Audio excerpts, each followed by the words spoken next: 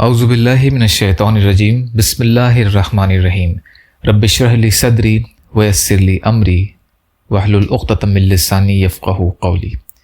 بکھرے موتی، چوتھا حصہ۔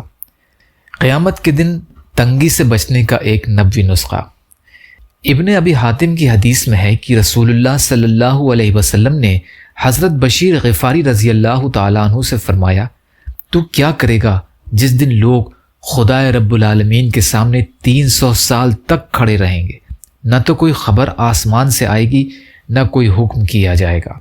حضرت بشیر رضی اللہ تعالیٰ عنہ کہنے لگے، اللہ ہی مددگار ہے۔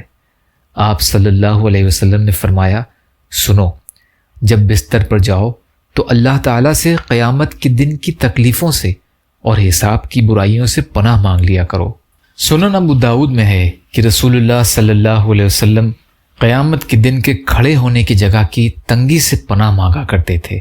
حضرت عبداللہ بن مسعود رضی اللہ تعالیٰ عنہ سے روایت ہے کہ 40 سال تک لوگ سر اونچا کیے کھڑے رہیں گے، کوئی بولے گا نہیں۔ حضرت ابن عمر رضی اللہ تعالیٰ عنہ فرماتے ہیں کہ 100 سال تک کھڑے رہیں گے۔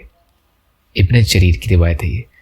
ابو داؤد، نسائی، ابن ماجہ میں ہے کہ حضور صلی اللہ علیہ وسلم جب رات کو اٹھ کر تہجد کی نماز پڑھا کرتے تھے تو 10 مرتبہ اللہ اکبر کہتے، 10 مرتبہ الحمدللہ کہتے، 10 مرتبہ استغفر اللہ کہتے، پھر کہتے اللہم اغفر لی واہدنی وارزقنی وعافنی، اللہم اغفر لی واہدنی وارزقنی وعافنی۔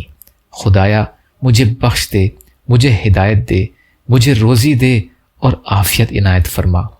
پھر اللہ تعالیٰ سے قیامت کے دن کے مقام کی تنگی سے پناہ مانگتے تھے۔ تفسیر ابن کثیر۔ یا اللہ ہم سب کو کہنے سننے سے زیادہ عمل کی توفیق عطا فرما۔ یا اللہ مظلوم فلسطینیوں، کشمیریوں، روہنگیا، مسلمان اور مسلمان جہاں بھی پریشان حال ہیں، ظالموں کے ظلم کا شکار ہیں، ان کی مدد فرمائیے۔ ہم سب کو اپنی استطاعت کے بقدر اپنا حق ادا کرنے والا بنائیے۔ یا اللہ اپنے حلال میں سے دیجیے، حرام سے بچائیے، اپنے غیر سے بے نیاز کر دیجیے۔ یا اللہ جو مانگا وہ بھی عطا کر دیجیے، جو مانگنے سے رہ گئے وہ بھی عطا فرمائیے۔